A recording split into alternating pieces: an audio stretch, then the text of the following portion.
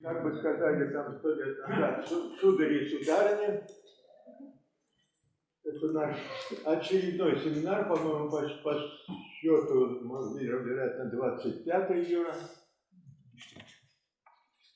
Вот.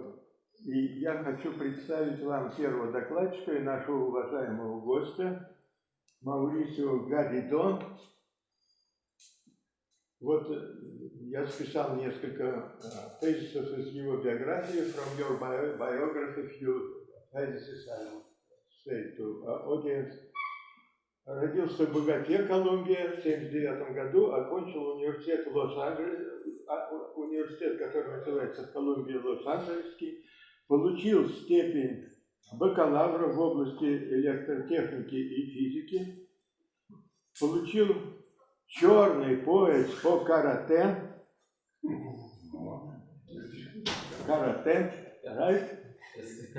You are a specialist, you may teach us probably. If you want, yes.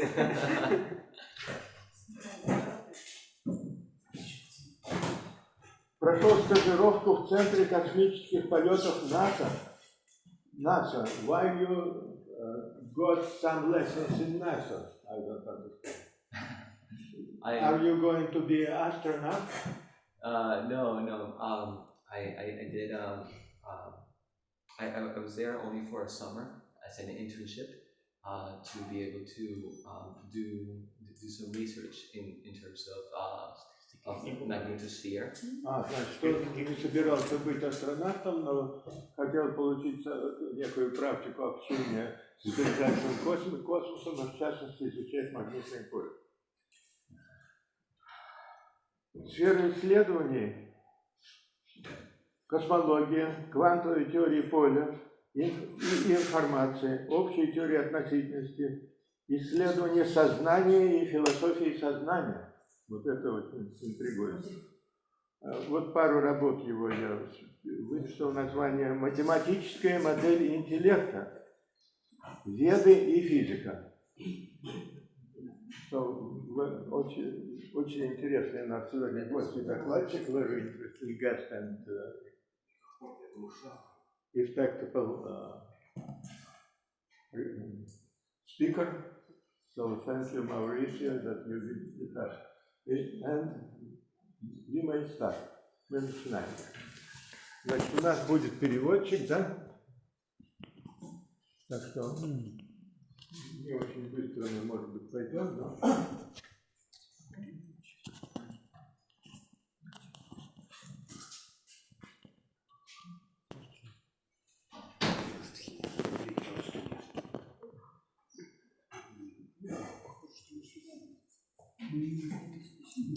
Right. So thank you very much, everyone, for coming and for inviting me to this, prestigious place. Очень признателен за приглашение в такое замечательное место, в такую возвышенную аудиторию. It's an honor for me. Это для меня большая честь. They asked me to say a little bit about, how I came about to where I am right now. Меня попросили сказать еще дополнительно несколько слов о том, как вот я пришел к тому, чем занимаюсь. When I was doing my PhD, I was very much interested in learning about reality. Когда я занимался над PhD, мне стало интересно природа реальности. And I saw that physics could tell so much about it. И я понял, что физика может сказать очень многое на данный счет. And even beyond what things that I could dream of. И даже более того, о чем можно просто даже мечтать. But I also noticed that there were other aspects of life that were not covered by only physics. И я также увидел о том, что есть некоторые аспекты жизни, которые выходят за рамки физики. Things that philosophy was looking into. То есть те аспекты, которые больше находятся в области изучения философии. And I found, especially in the Indian scriptures, very interesting ideas. И о том, что я увидел в философии различные интригующие идеи. I became a monk for 7 years to be able to dive deep into this knowledge. я стал монахом на 7 лет для того, чтобы нырнуть глубже в это знание. And when I was able to start finding these correlations, then I said, okay, now it's time to go back into the world and see how to engage what I know in humanity service. И как только я нашел вот эти корреляции внутри этого знания, я понял, что нужно вернуться назад в мир и как-то помочь в этом плане всему обществу. So what I'm going to show you today is a little bit of that research that I've been doing. И то, что я сейчас вам покажу, это исследования, которыми я занимаюсь. So the Vedic scriptures come from, well, the word Veda comes from knowledge, which I believe in the Russian language means something very similar. Веда означает знание, то есть на русском языке есть подобные слова, и ведические писания, то есть представляют большой массив текста. It is not just religious information which is contained in Vedas, but it also tells us how to live in the world and how to transcend it. Итак, это не только и не столько какая-то духовная информация или религиозная информация, а то, как жить в этом мире и как стать трансцендентным и превзойти, выйти за рамки этого мира. We find, for example, in places like the Sushruta Samhita, texts that are on the medical profession. Итак, известным примером является Сушрута Самхита, которая говорит о основоположниках хирургии. This Samhita was written sometime between 1000 BC and 500 AC, but it describes especially things like surgery. It's most well known for surgery. Итак, источники, когда было, то есть записано или когда зафиксирована данная информация, это 1000 лет до нашей эры или в районе 500 года нашей эры.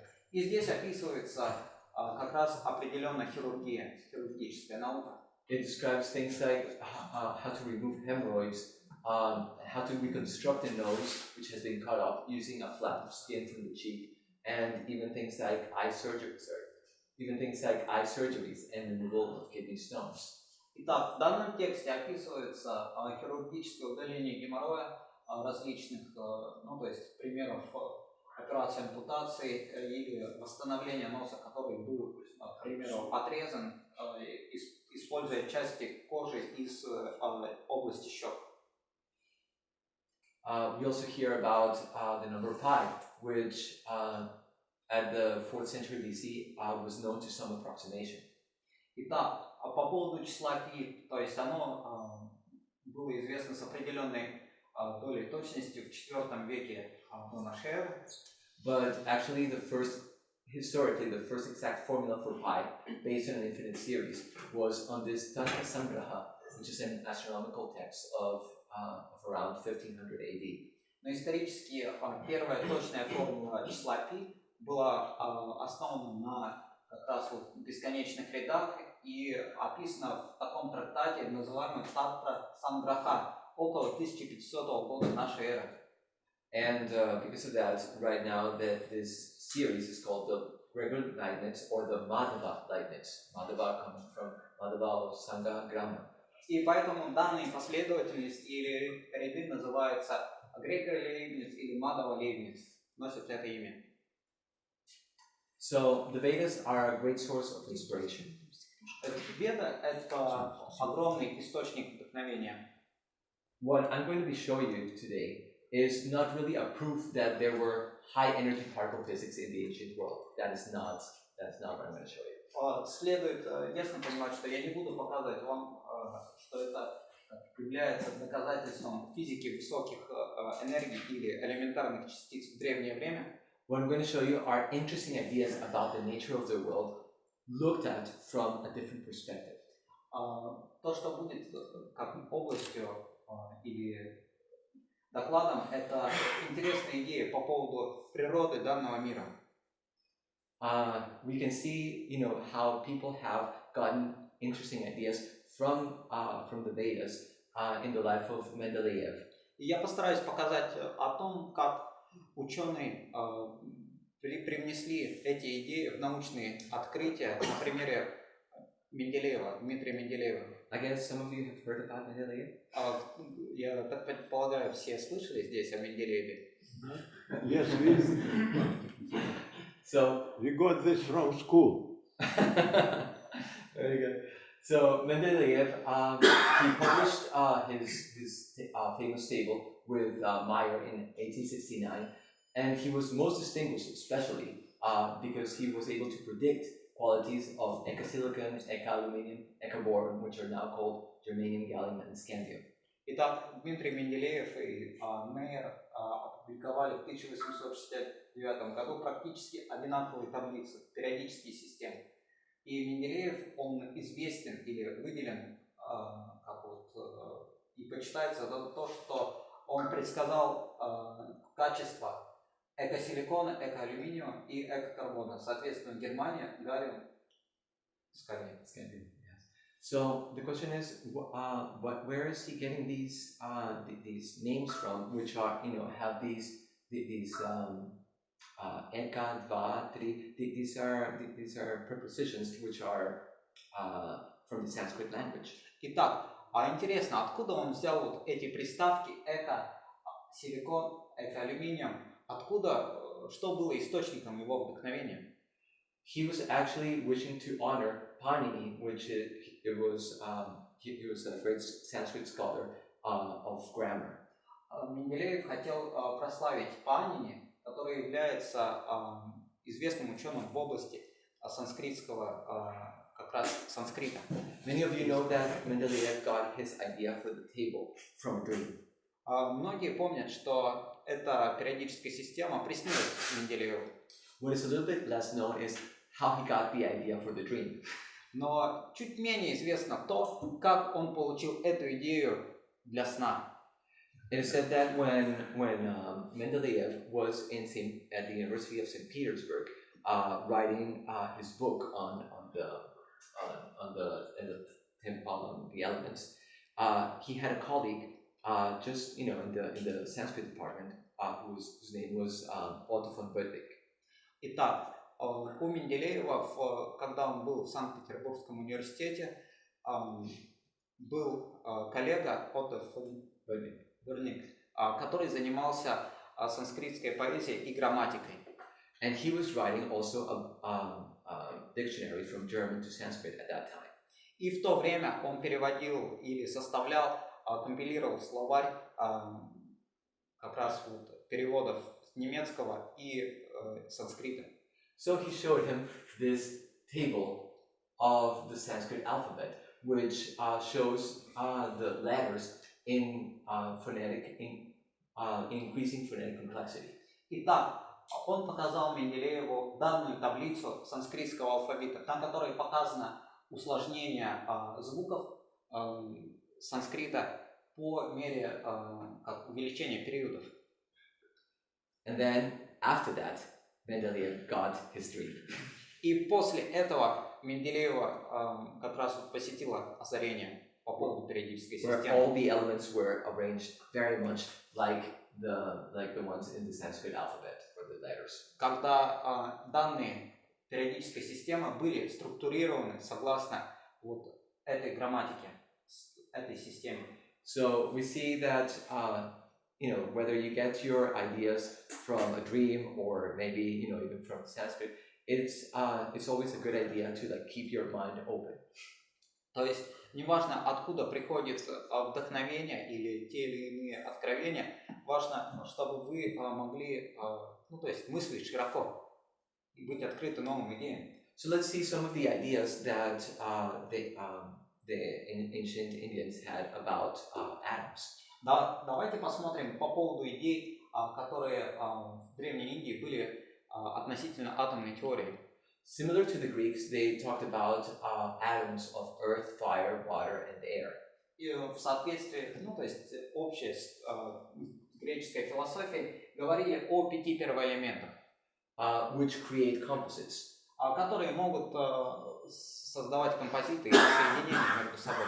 But besides those, there were other types of atoms which were associated with mental phenomena, such as the manas and the self. Но помимо этого были элементы, которые ассоциируются с феноменом ума и которые не входят в соединение. The manas is sometimes translated as mind. То есть манас переводится как ум. But they said that these don't create composites, such as the gross elements over here. Но важное замечание о том, что они не создают соединения друг с другом, не смешиваются. Besides that, they had other elements such as akash, time, and space, which were infinite. И помимо этого есть бесконечные элементы, как пространство, акаш, время и эфир, время и пространство. And these are not atomic, these are just infinite. They cannot be broken down. И это не атомические частицы, это бесконечные величины, как представлены здесь.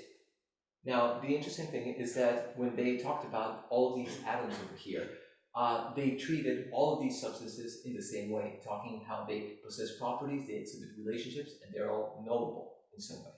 Важно, что вот эти элементы или драйвы, которые здесь представлены, они могут проявлять качества, вступать в связи или отношения, и также могут быть познаваемы. They talked about this self, which is different from the rest of matter in that it may become conscious. И вот о природе я, которая отличается от материи, и она может стать сознающей. And it also talked about how the real mental or spiritual aspect is not the self, but actually the transient tributes of knowledge, desire, and volition. И настоящий или умственный или духовный аспект – это не я, но три таких качества, которые познаются как знание, желание и воля или тенденция к действию. So this manas was not really what we call, it doesn't really do these knowledge, desire, and volition, but it actually is more like an instrument of knowledge than a mental aspect. И манас – это больше как инструмент познания, но не как ментальный аспект. It is said that in each person there is a self, and there is the atom of the self, and then there's the atom of the manas, with which it's able to understand the world. Итак, то есть в соответствии с этой философией есть атом личности или и атом ума, через который личность может познавать окружающий мир. This manas is more like a necessary condition to understand, to know the world outside, and also to understand the internal states of Итак, обязательное наличие или условия для возникновения знания об окружающих объектах и также внутренних состояниях. It also accounts for our awareness. Также это является тем, что приводит нас или поддерживает нас в бодрствующем состоянии. Many of you may have come today driving in a car. То есть многие приехали сюда за рулем. And most likely you were not thinking about, okay, now I have to go a little bit more to the right, a little bit more to the left, and I put in enough gas in my tank. You were probably thinking about, well, what I'm going to have today for lunch.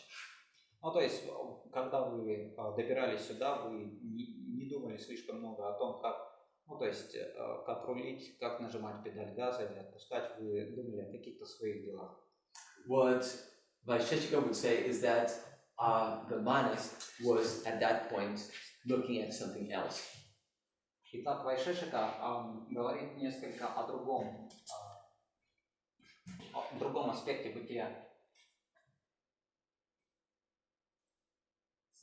Now, besides Vedanta, besides Vaisheshika, there is also another important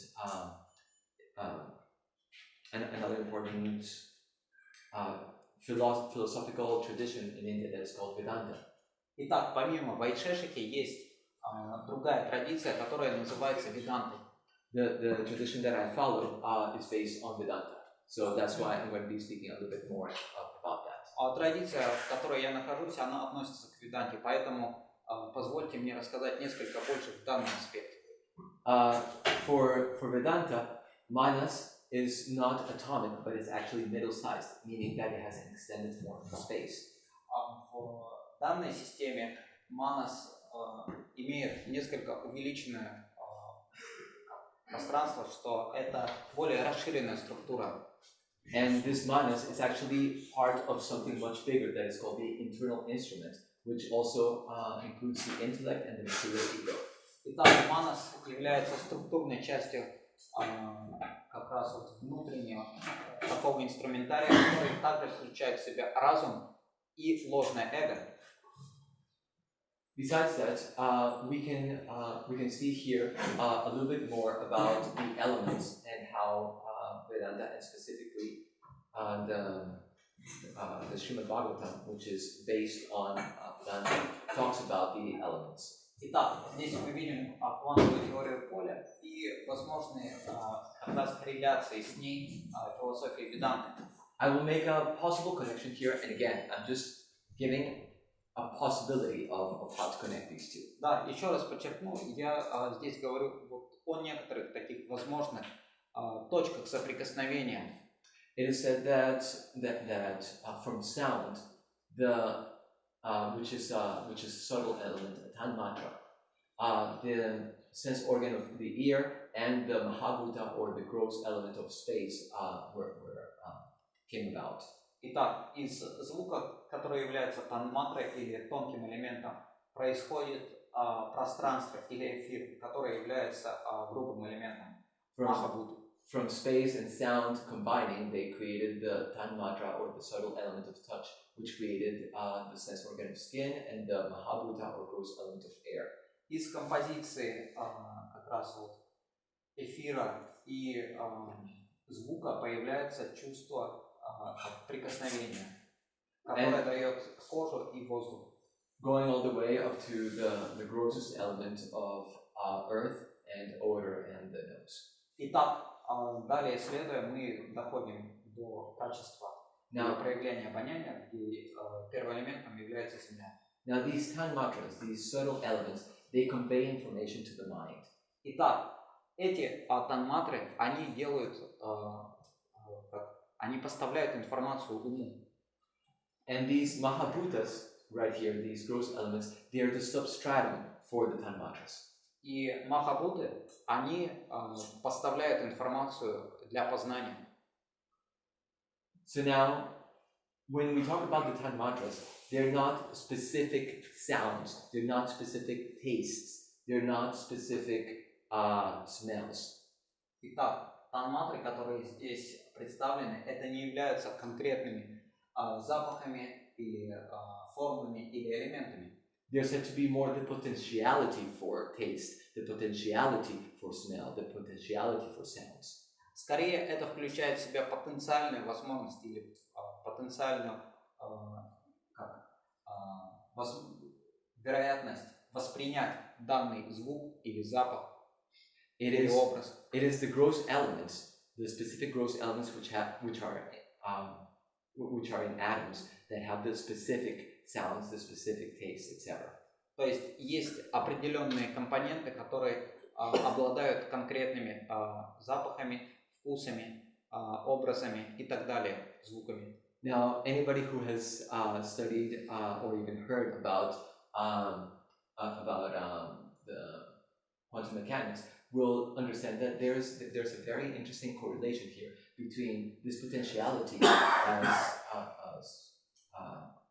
a wave function and the specific tastes or specific properties to be more like a specific property that happens after you measure a certain system.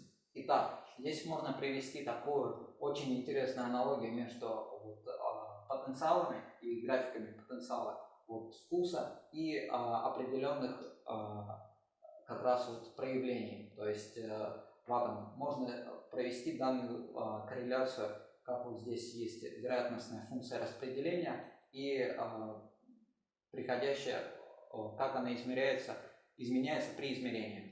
So, because of the fact that we're dealing with a lot of particles, rather than just one particle. We might want to use better the language of quantum field theory. Итак, поскольку мы здесь занимаемся как раз вот, с группами атомов, а не с одним конкретным атомом, можно использовать элементы квантовой теории поля. So I'm just suggesting here that we could maybe see these tanmatras as fields and the mahabhutas as the excited states, as the particles, the excited states of the respective tanmatra. Итак, здесь можно танматры представлять как вот, данные кривые потенциальной энергии волновых функций, а махабуты представлять как определенные точные значения конкретных атомов.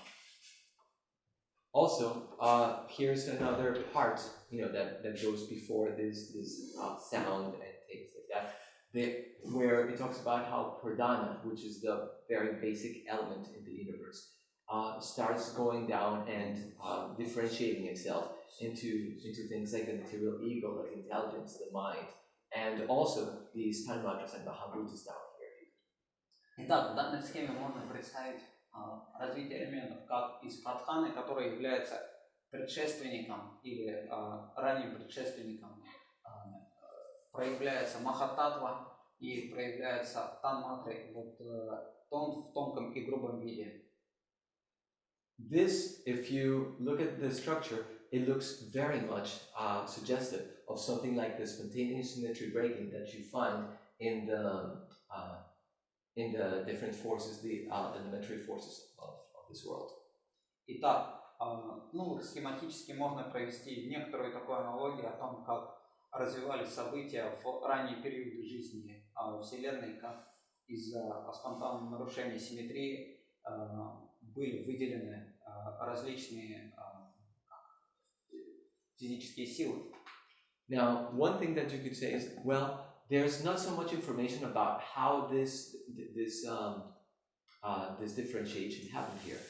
So could it be, and here's just a possibility, could it be that the mechanism by which it's doing this is spontaneous symmetry breaking? То есть в первоисточнике не рассказывается очень подробно о том, как происходило разделение и развитие данных элементов и их дифференциация. Так может, это происходило как раз вот по механизму спонтанного нарушения симметрии. We can model that. Мы можем, And that is part of where my research is going. Вот, и здесь я как раз занимаюсь в данной области исследований. But at this moment, I'm just giving you like broad ideas here. Но сейчас я вот некоторые такие общие идеи или широкие идеи вам представляю. Now, some people can say that, well, we are already describing nature in terms of subatomic particles, nuclear forces, etc. Итак, здесь больше представляется о том, как природа может быть описана в терминах субатомных частиц или ядерных полей. To talk about matter in terms of earth, water, fire, that doesn't seem practical. То есть о том, что представлять в виде как таких первоэлементов, это не практично. However, if you consider consciousness to be an irreducible fundamental property of nature, which Vedanta and all these Indian philosophies thought about, then we can ask, how does that fundamental property of consciousness link with matter? Итак, если сознание является такой неупрощаемой или несводимой системой, фундаментальной такой характеристикой, как она может связываться с материей? We know that the tanmatras are directly related with our conscious experience. Мы знаем о том, что танматры, они прямо связаны к нашим экспериментам по поводу сознания. So if we keep the properties of matter at the level of the tanmatras, then it makes sense to be able to correlate it to consciousness. Итак, если качество материи на уровне танматры, они могут быть связаны как раз с материей, это становится ясно. This highlights the importance that Vedic culture places in consciousness. И это подчеркивает важность ведической культуры в отношении сознания, природы сознания. Let us talk a little bit about these elements that, such as Akash. Давайте поговорим по поводу этих элементов, например, Акаш. Akash is sometimes translated as space, ether, or sky. Акаш переводится как пространство, эфир или небо. It is what they say is the substratum of sound, what accounts for sound. Это то пространство, в котором разворачивается звук. Is the Mahabhuta for the Tanmatra of sound. Это Махабута для танматры звука. Now, interesting things are that for Vaisheshika, who talks about atoms, this Akash, this has no atoms. It is partless. It is infinite. Интересно, что как раз в философии Вайшешики пространство или эфир, оно бесконечно. Оно не содержит в себе никаких частиц. All the other Mahabhutas have atoms. Все остальные Махабуты имеют частицы. Also, for Sankhya and the Bhagavad Purana, they talk about how this Akash is malleable like Einstein's space-time. Итак, в Санхе и Бхагавата Пуране описывается как раз качество или теория Эйнштейна о взаимосвязи пространства временного континуума. And it's actually finite. И она там ограничена или конечна. We can see also here that the Vedic scriptures are not unanimous in their ideas about how the world works, but they have differences amongst themselves. Интересно также, что в ведических текстах содержатся различные идеи и теории того, как устроен данный мир. То есть там нет одной какой-то точки зрения. And also for Advaita Vedanta and for the Bhagavad Purana, which is the scripture that I'm mostly basing this presentation on, space presupposes the principle of causation. Итак, в Адвайта Веданте и в Бхагавата Пуране, и большая часть здесь основана презентацией на Бхагавата Пуране, описывается, что пространство является принципом причинности. So space is in time, but not vice versa. Ну, то есть пространство или эфир заключен во времени, но не наоборот. There's a correlation, but they are on different platforms. Есть корреляция между ними, но они находятся на разных платформах. Now, this Akash, I'm saying it could be better translated for us nowadays as the quantum vacuum. Акаша может переводиться или представляться как квантовый вакуум. As you can see here, according to the Bhagavad Purana, Akash has a lot of different properties. It's not just an empty space. Итак, согласно Бхагавата Пуране, Акаша имеет целый ряд качеств, представленных здесь. Это не просто открытый космос. And for us in physics, the vacuum is also something because it also has different properties, such as the property of being polarizable, the idea that it contains fields such as the Higgs field and dark energy, etc. Итак, вакуум для физиков является чем-то, то есть это не является ничем, поскольку у него есть качество поляризуемости, возможности проявлять или содержать в себе различные поля и темную энергию. So I'm proposing here that Akash is better translated as quantum vacuum. То есть мне больше нравится такой перевод Акаша как квантового вакуума. Also, the idea of sound is, you could say like, well, what about it? А так, давайте посмотрим по идею звука. But if we understand the definition of sound according to the Bhagavad Purana, it's actually more related to the modern concept of information. Итак, идея звука включает в себя современную концепцию информации. And they talk about 4 phases of sound. И есть 4 уровня звука или 4 стадии. There is the grossest one, which is the Vaikari, which is the external speech. И есть на грубом уровне это проявление вайкари, как внешняя речь. But besides that, they talk about the phase of sound, which is in the mental phase. So they talk about how the waves in the mind are actually thoughts. Мадхьяма описывает как раз мысли, то, как речь формируется в уме. But they also talk about there being a deeper aspect of it, which is the sound in the intellectual phase. Также там описываются более глубинные уровни звука, которые описывают район сердца. When you have this inspiration. То, как звук возникает при наличии вдохновения. So when you first have the inspiration, that's a certain information that is there. То есть вот, если есть как информация здесь, то есть вдохновение. But then it goes into the mind, and the mind gives it a shape. It fills in the gaps. И когда она достигает ума или манаса, она проявляется как различные идеи и обретает конкретные формы. And then finally, it becomes manifested externally when you speak about it, when you write it down, when it's out there.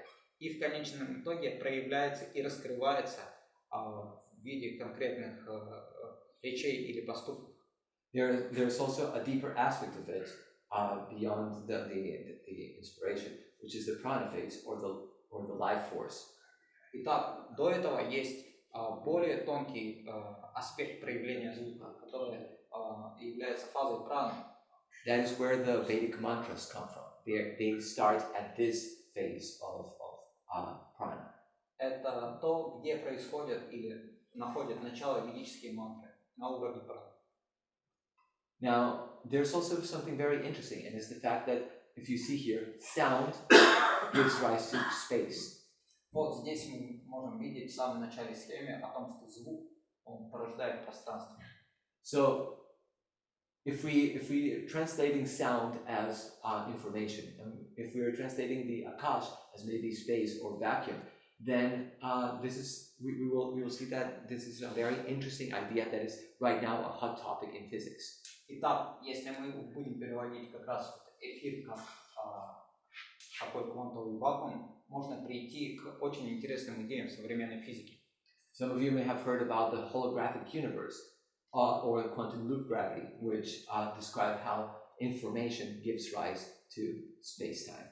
Итак, можно интерпретировать как теорию голографической вселенной, которая, ну, сказать, включает в себя пространство и граничные значения вселенной, или квантовые петли, их гравитационные силы, как определенные проявления эфира. Also, there is the idea that matter comes from space. О том, что пространство порождает как раз материю. If you notice here, it starts talking about how sound and space, but then you go all the way up to earth and water. Вот, мы видим в начале схемы, как звук порождает пространство, заканчивается все землей и как раз вот различными грубыми проявлениями.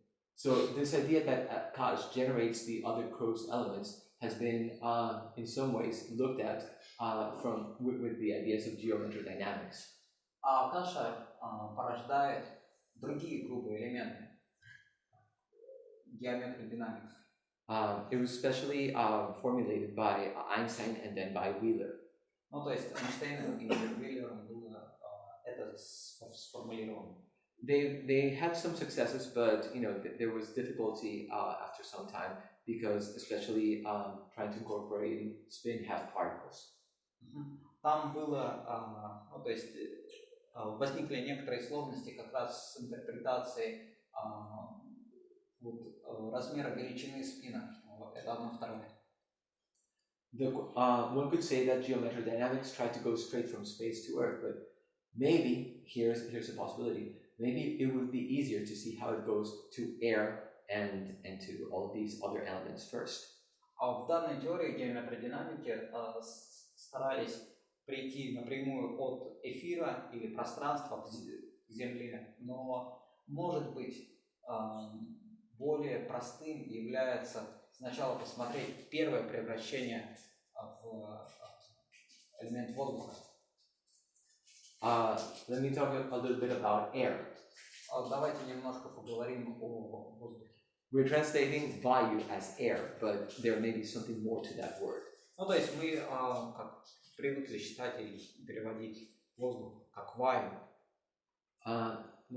When they talk about air, it is not just these loose particles that are hitting when I blow with my mouth.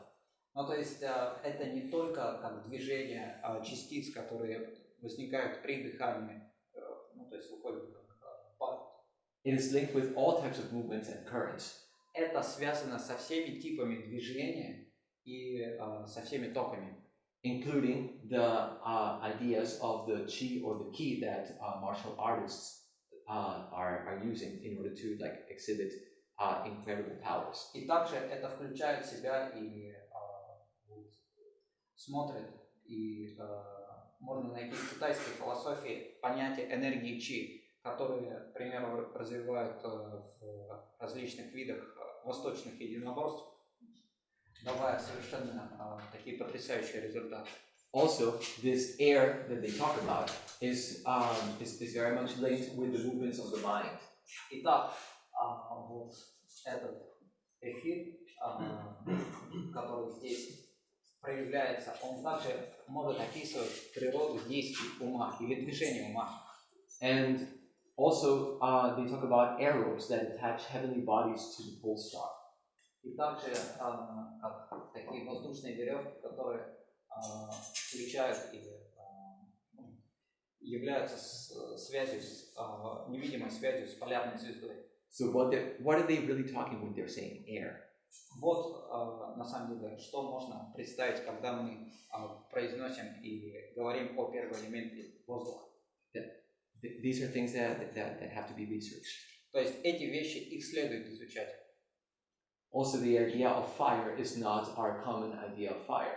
А также вот идея огня, это не просто в нашем понимании огонь. They talk about things like the gastric fire, which is the fire in the belly. Также включает в себя такой гастроинтестинальный огонь пищеварения. Or the Vaidyuta, which is the electric fire associated with lightning. Или вайдюта, который является электрическим током. They include gold and other metals as earthly fires because they say that they don't burn but become liquid under fire.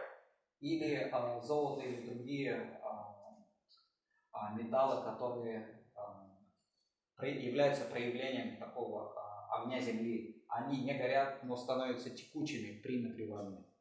Now, water has pretty much the normal characteristics that we find in water, but especially they make instance on maintaining life that's a central feature of water. Итак, по поводу первого элемента воды, можно сказать, что здесь представлены ряд качеств, но есть особое важное значение данного первого элемента как поддержание жизни. Now, the Vedic literatures are known for pointing out that there are different forms of life throughout the universe, and these forms are very different from ours. Итак, ведические писания или ведическая литература известна, что описывают различные формы жизни во всей Вселенной, и некоторые из них, они сильно отличаются от тех, которые мы привыкли представлять. So, these characteristics that they give here may be a way to express the necessary conditions for life. And so water may not be just the H2O, we may need to understand better the types of body that are described. Итак, вода, она может быть не только описана вот как первый элемент, как H2O, но также включает в себя определенные условия для возникновения жизни и проявления жизни. И мы можем понять лучше различные типы тел, которые описаны в литературе. And finally, earth includes things like stone, wood, and jewels. Итак, первый элемент Земли описывает как раз камни, дерево или различные драгоценные элементы или драгоценные проявления камней, которые являются от первого элемента Земли. we could also talk about how these time mantras could be seen as the evolution of the elements, as the evolution of the universe. Итак, эти тан-мантры или элементы, они могут рассматриваться как эволюция, шаги эволюции Вселенной. We could talk about how here sound is like the beginning of the information, then followed by how temperature gradients became manifested, then light decoupling from matter, all the way up to how the earth mixes with other elements. Итак, здесь описывается, как первые элементы от тонких к грубым проявляются в различных взаимоотношениях между собой. But this is just a simple initial possibility because it's actually much more complex. Но это как первоначальное такое простое представление. В действительности все обстоит значительно более сложным образом. As I explained before, that this last graph that we saw here is just a small part in here. Как то, что вот мы рассмотрели здесь, это является небольшой частью здесь, небольшой частью схемы. But there are all these other things like the material ego, mind, intelligence that we have to take into account. Но также следует рассмотреть вот другие части таблицы, и их следует принимать во внимание. And all of this is just the first stage of creation. There's a second part to it. И это на самом деле все является таким первичным разверстыванием Вселенной. Есть еще вторичное. Just to conclude here, I'm going to say that the classical philosophies of India, they view the physical world not in terms of the quarks, photons, etc., but in terms more of structure, fluidity, heat and light, current, space, and information. Итак, здесь описывается в том, что классические философы Индии, они показывали проявления или феномены этого мира не только в терминах кварков, фотонов и так далее, но в терминах структуры, текучести, тепла или света, движения или токов, пространства, времени, информации и так далее. There is value in developing science through other methods besides just reductionism of what is smaller, what is smaller, what is smaller. Итак, в данном контексте является очень важным развивать или предлагать развитие науки в других методах, помимо редукционизма, когда мы стараемся поделить частицы на еще более мелкие и так далее. Because we can find novel relationships that don't appear under that view. Поскольку мы можем найти новые взаимоотношения, которые не являются видны при таком типе редукционистского подхода. For example, the properties that we find in condensed matter physics. Как раз вот в физике конденсированного состояния.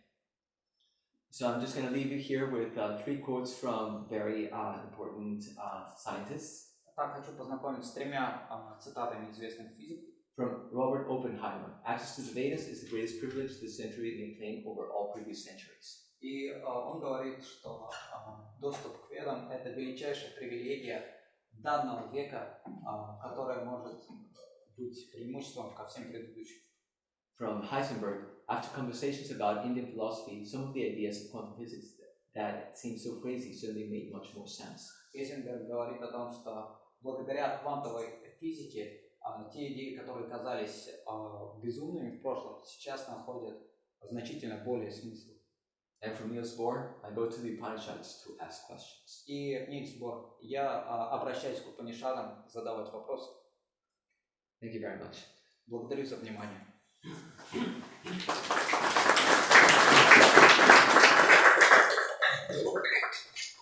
Questions and discussion, right? У меня первый вопрос. Значит, воздух порождает пространство. Это как-то символически. На самом деле воздуха нет там на Марсе. Или на Луне нет воздуха. So sound creates Akash. So, but in Mars there is no space. How is it possible? It is very symbolic probably to say that air produces space. Air produces space. No. Let me show you.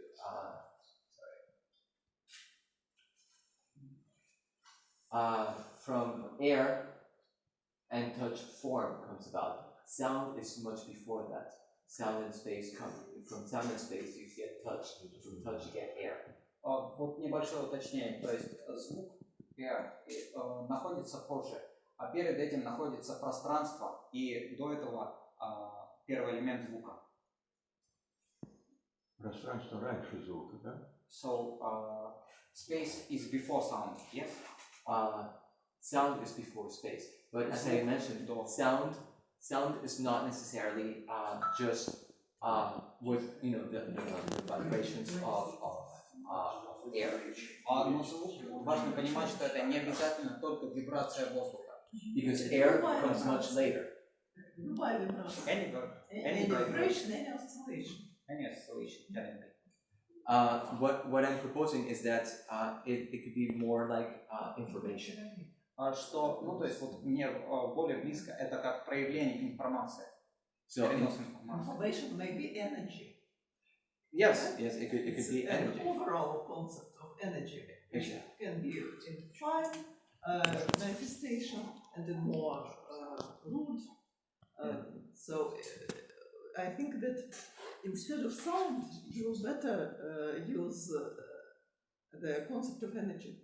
Yeah, It is vibrational. What I'm proposing, yes, is that in fact these names that were given are not very exact. Да, то, что я вот предлагаю, к сожалению, вот в настоящее время данным терминам даны названия, которые не совсем точно описывают данные явления, данные элементы. I'm just using it because this is what the literature uses. Я использую их, поскольку вот сейчас общеизвестная литература использует в данном контексте. And this is the translations that scholars back in the 1800s gave to them. И на самом деле эти термины, они были даны в 1800-х годах, и поэтому несколько могут их скорректировать. Indologists who did not know so much about physics. И они были даны индологами, которые не очень много знали о физике в то время. Еще вопросы? Ну, пока нет вопросов, я задам такой очень общий вопрос. Значит, Маурисио занимается сознанием.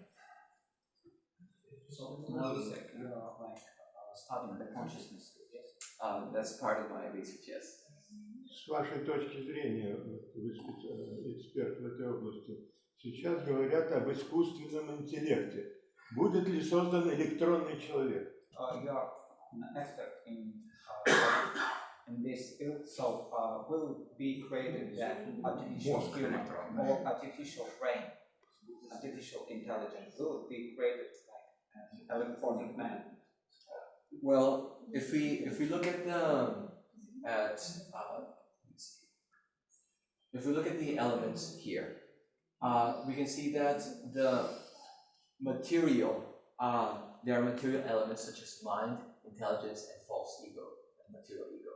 Давайте посмотрим на данную схему. В ней видно о том, что здесь есть ум и разум, и также материальное эго.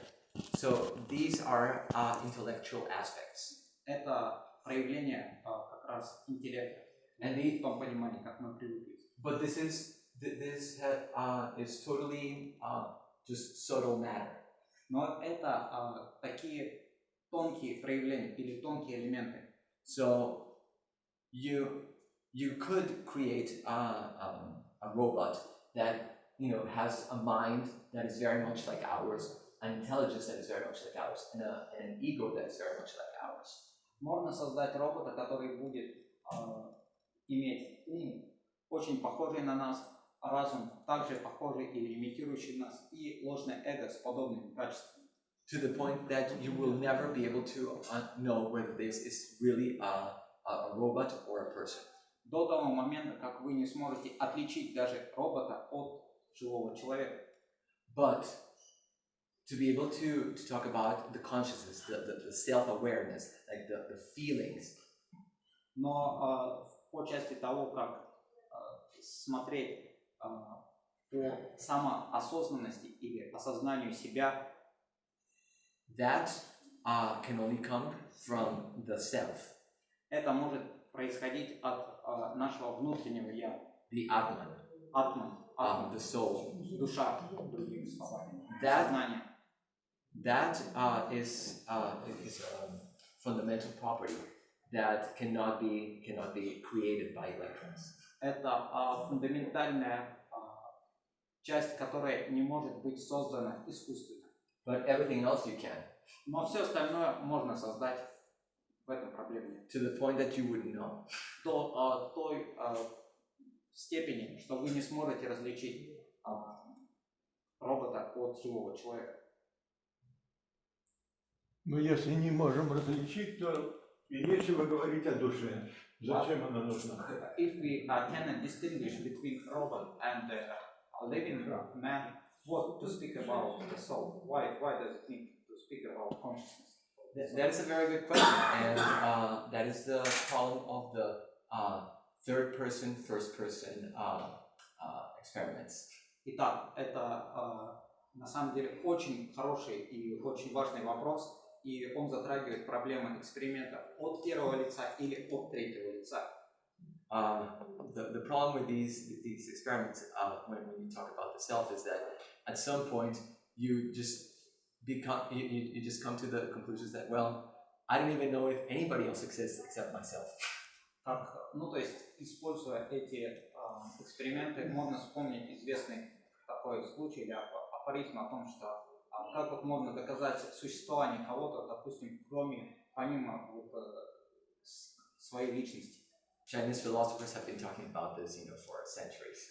То есть вот об этом китайские философы рассуждают целые столетия. And but if you actually want to live in this world, I think it's recommendable that you believe that there could be other people besides yourself.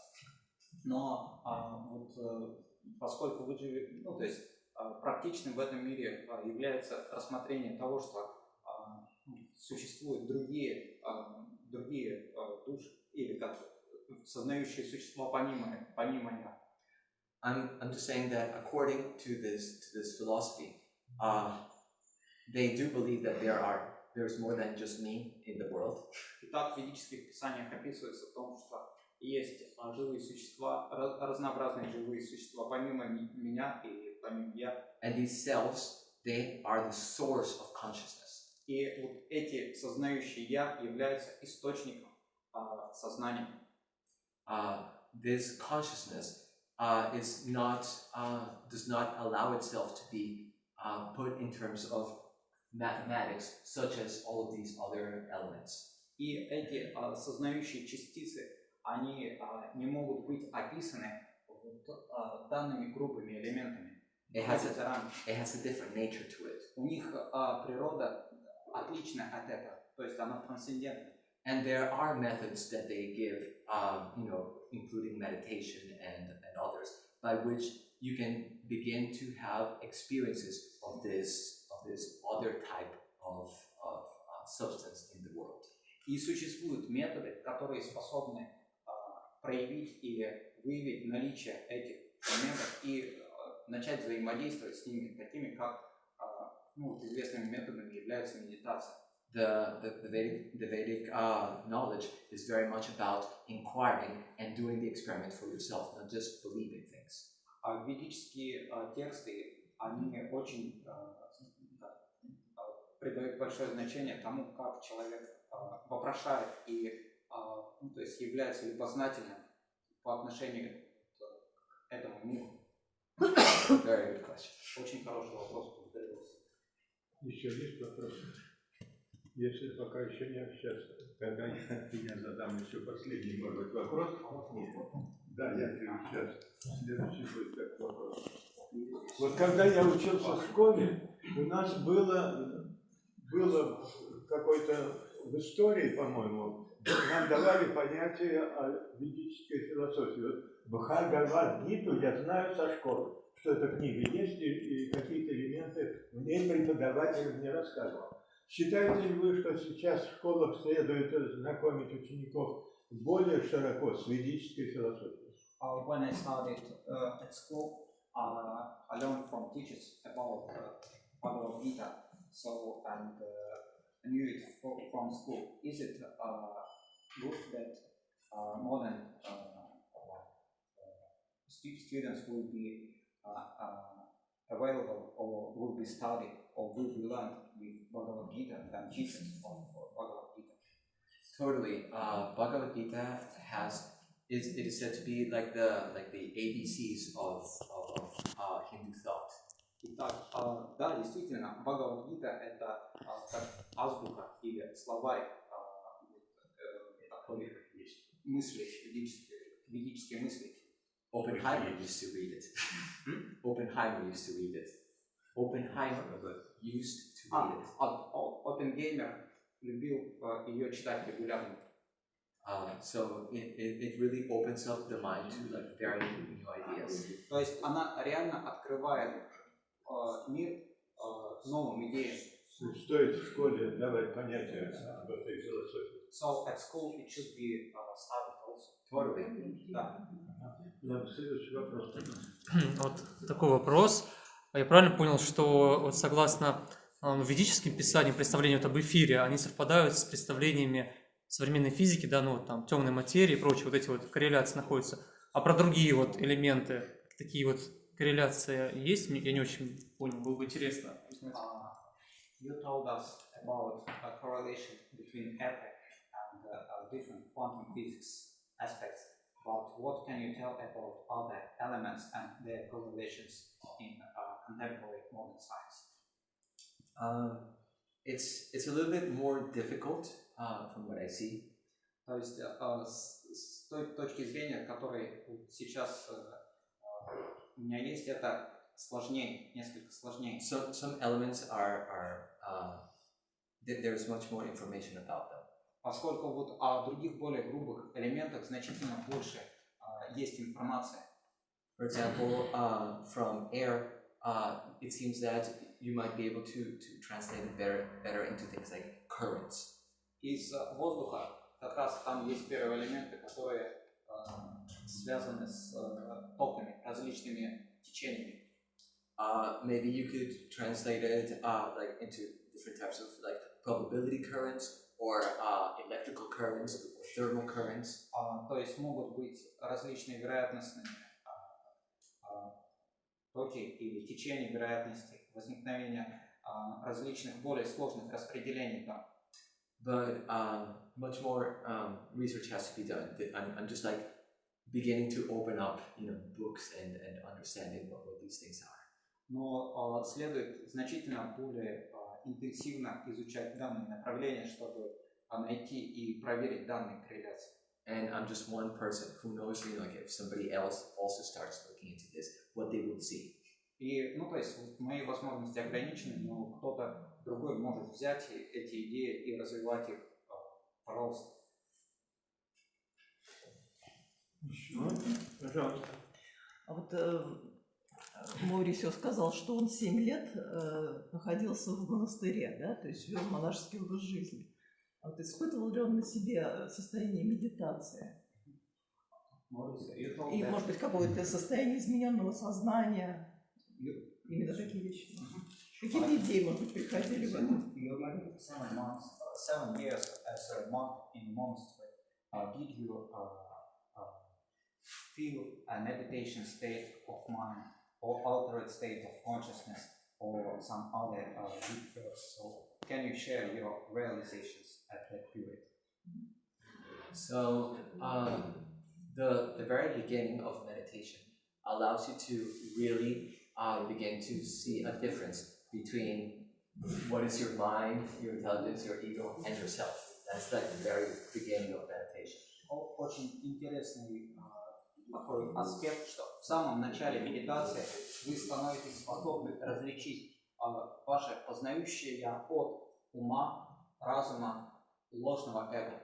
Отличить именно сознающее «я». You also begin to see the difficulties that there are in your life and where they're coming from.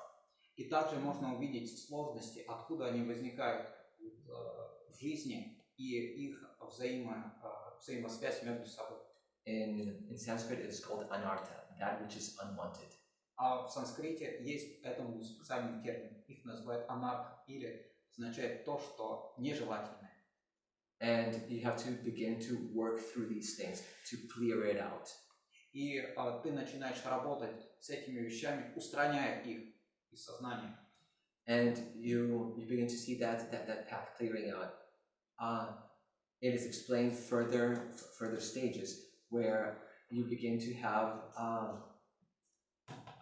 illuminations from this greater reality. И интересно, что идя по этому пути постижения по мере развития, можно видеть как больше сияния или больше возможностей познания или постижения реальности. То есть реальность раскрывается с разных аспектов. There are many books where they describe this higher reality, what it looks like, and what your experiences are going to be. И существует огромное число различных книг, которые открывают как раз вот миры высших измерений, и это восприятие реальности. That is one of the things that most attracted me when I started doing this. И это то, на самом деле, что меня больше всего привлекло, когда я стал медитировать. And it's that it's a step-by-step program where you are actually seeing where you are and where you're going. И этот процесс, он описан шаг за шагом. То есть можно себя соотнести с тем или иным шагом на этой лестнице или на этом пути. It's never just about believe something. Это не то, что нужно слепо во что-то верить. It's an experience. Это конкретный эксперимент. Спасибо. Пожалуйста.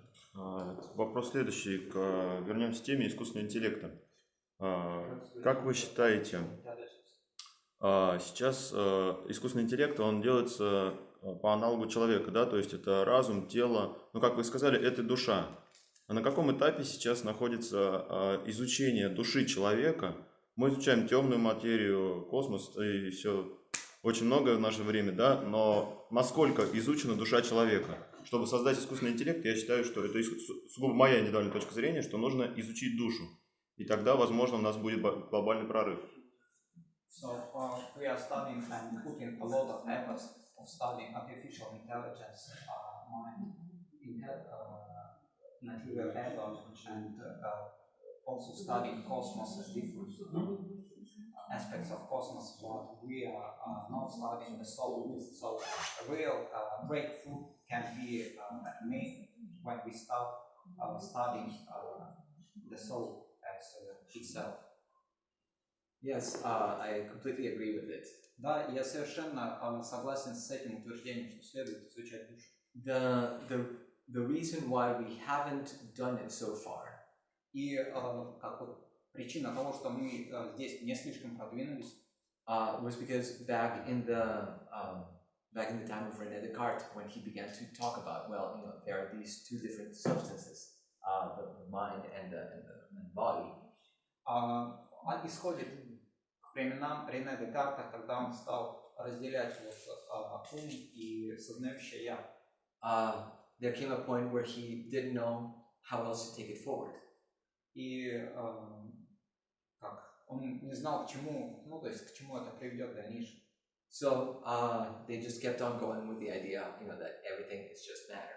И он пришел к идее о том, что все, что мы наблюдаем, является материей. Here we have a great framework with which to work with. Здесь же мы видим большую такую схему, над которой следует и стоит ее поработать, и ее следует изучать. Here's a way in which we can actually create interesting research where we can study consciousness. Итак, в данном направлении можно провести целый ряд работ по изучению сознания. But we need very intelligent people like yourself to start doing that work. И, естественно, нужны очень разумные люди, как вы, чтобы сделать эти исследовательские работы. Еще, пожалуйста. Да, пожалуйста.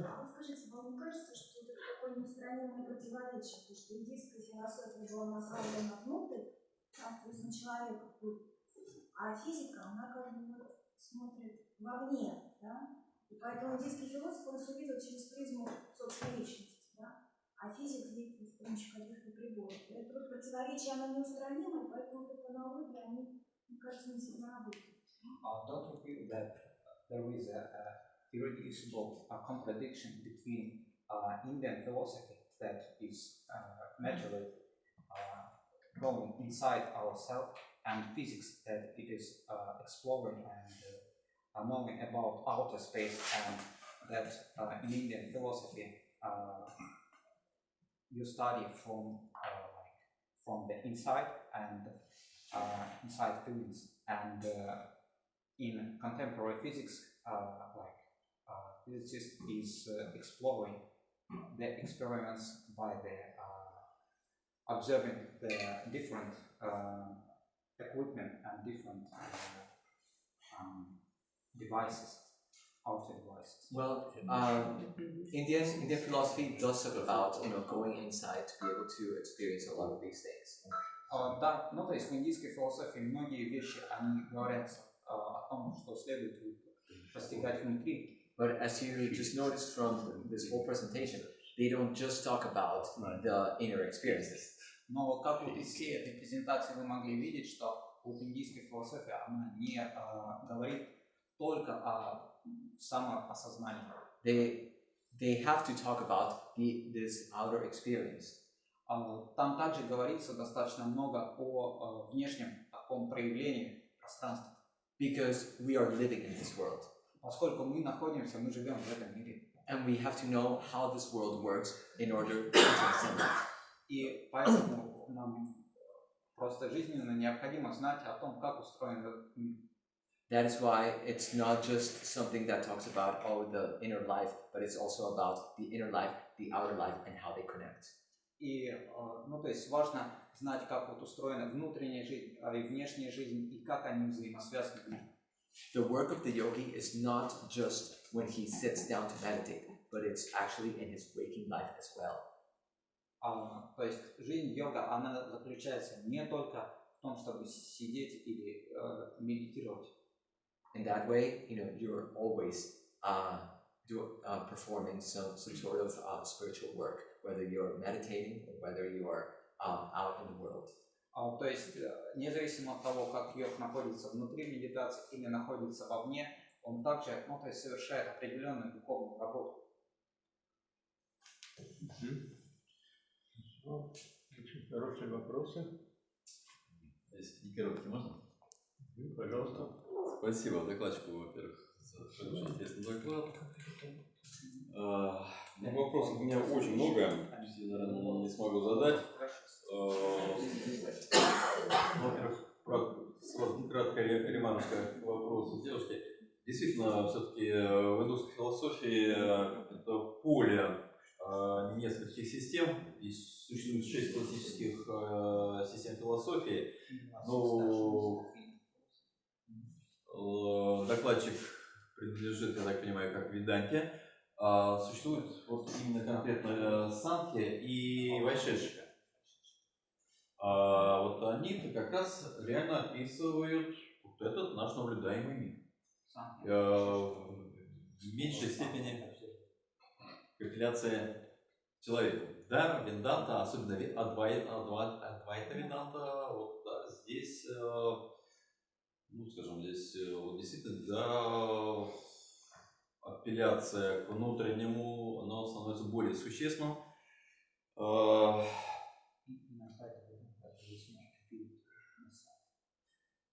Кроме этих систем классических, существуют еще другие. Я говорю, там, буддийская философия, существуют еще другие системы. То есть это такой субконтинент, на котором вы можете найти практически все. Это первая ремарка. Второе, первое по вопросам. Вот, собственно, когда вы говорите о каше, ну, вообще-то это происходит, честно говоря, то, что вы говорите, это такое, ну, метафизически хорошее рассуждение. Вот конкретно, вы, вставая на позиции своей метафизики, можете ли что-нибудь сделать, сказать о современной физике?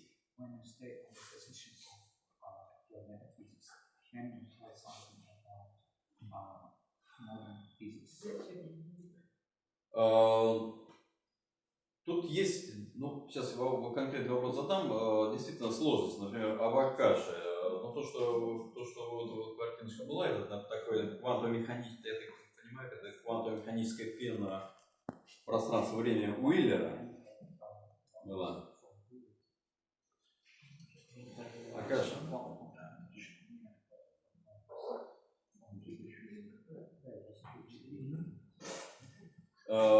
Но это связано с квантованием гравитации. Но как квантовать гравитацию, вообще-то говоря, никто не знает. Потому что есть правая часть уравнения Эйнштейна, есть левая часть уравнения Эйнштейна. Одна геометрическая, другая связанная с материей. Вопрос.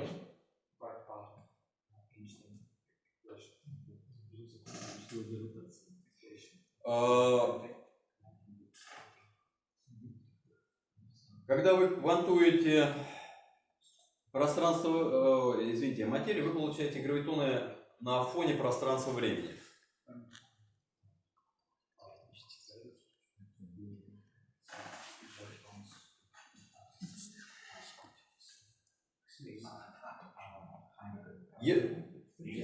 Если вы квантуете пространство-время, вот вы получаете ту картинку, которая у вас была нарисована. Но вообще-то говоря, уравнение вы разрываете. Вообще, как квантовать гравитацию, никто не знает. Андрей Юрьевич, это не для Так, хорошо. Конкретно тогда простой вопрос. В рамках вашей метафизики, вот простой вопрос. Есть, вот как говорил Фейман, вся тайна квантовой механики сводится к простому двухщелевому эксперименту. То есть, когда вы проводите эксперимент, электрон, летящий, проходит через две щели одновременно. Или код Шрёдингера в двух состояниях одновременно. В правом и левом ящике одновременно. То, что как кубит в квантовом компьютере. Вопрос, пожалуйста. Конкретно как... Не перебивайте меня. Конкретно... Тогда еще я держу. Конкретно... Как вы тогда трактуете вот этот феномен? Кота Шрёдингера. Кота Шрёдингера, прохождение электрона через двое щелей. То есть простой вопрос. Понятно, по Кришне. А? По Кришне, да? По Гавадгите, да. Не важно, я не знаю, что по Кришне, потому что есть много.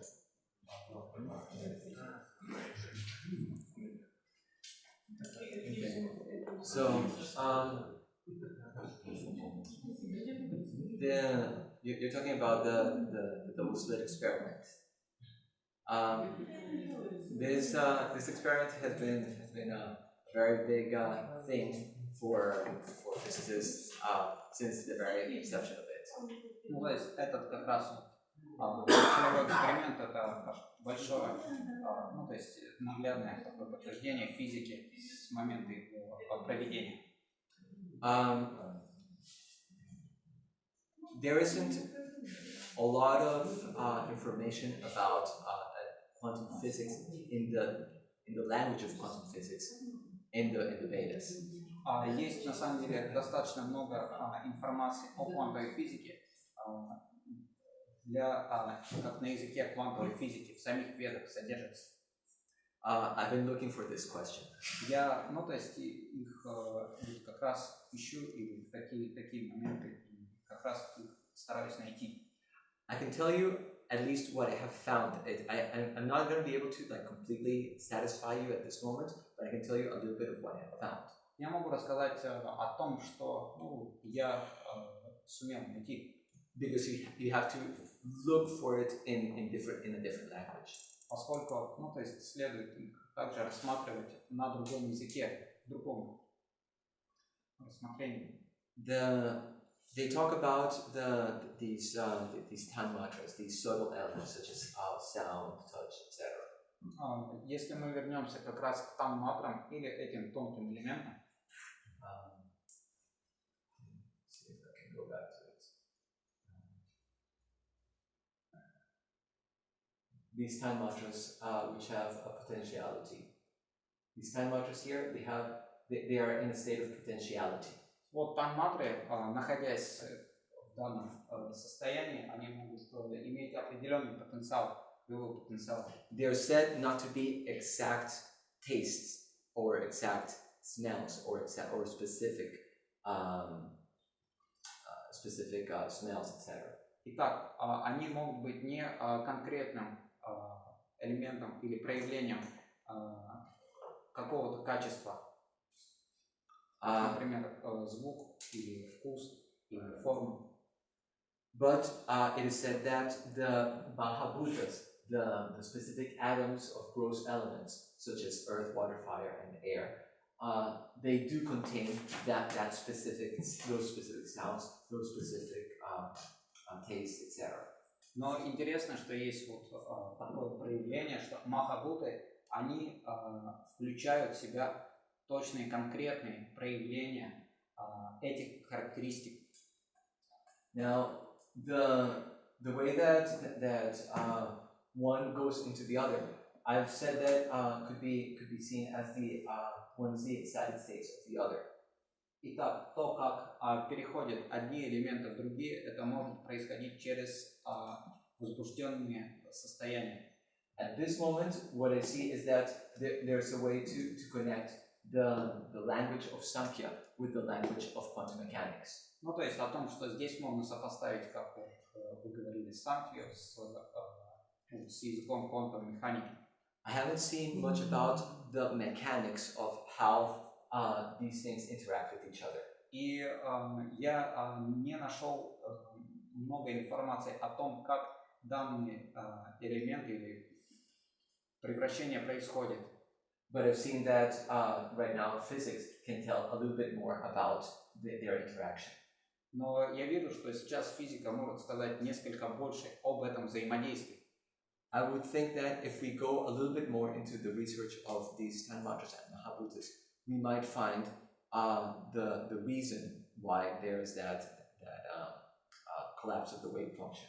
Итак, если мы будем изучать более детально данные проявления Танматры и Махабhuты, мы можем понять, как происходит распределение реальности. So, as I said, I'm not able to completely satisfy your question, but at least I know where I can start looking into the answers.